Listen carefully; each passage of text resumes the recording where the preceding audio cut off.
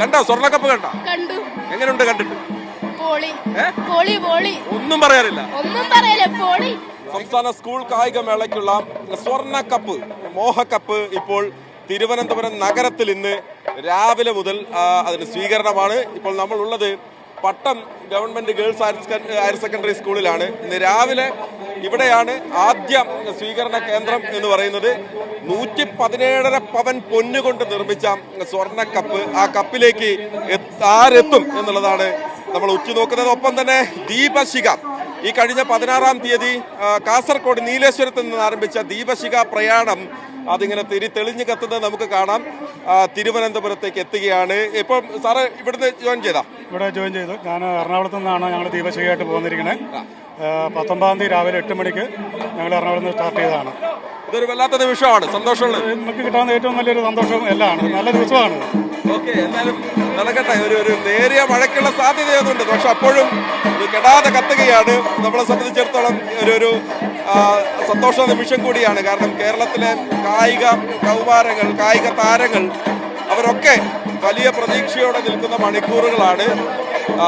മഴയുണ്ട്. പട്ടം government model higher secondary സ്കൂളിൽ ഒരുപാട് വിദ്യാർത്ഥികളുണ്ട്. ഈ യാത്ര നേരെ യൂണിവേഴ്സിറ്റി കോളേജിന്റെ മൈതാനത്തേക്കാണ് പോകുന്നത്. എന്താണ്, വലിയ ത്രില്ലിലാണോ നിങ്ങളെല്ലാവരും? ഹാപ്പിയാണോ?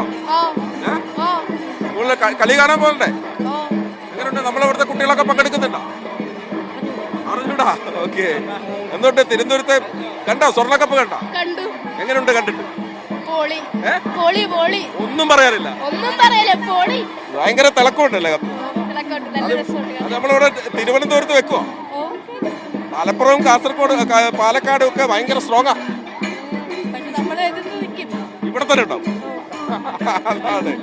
അപ്പോ വലിയ തിളക്കമുള്ള പൊന്നും കപ്പ് അത് തിരുവനന്തപുരത്ത് തന്നെ ഉണ്ടാകുന്നതാണ് പട്ടത്തെ കുട്ടികൾ പറയുന്നത്.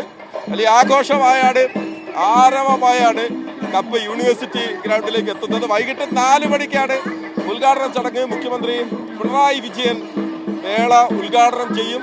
ഇന്ത്യൻ ഫുട്ബോൾ ഇതിഹാസം IM വിജയനും മന്ത്രി V ശിവൻകുട്ടിയും ചേർന്ന് ദീപശിഖ അവിടെ കൊളുത്തും.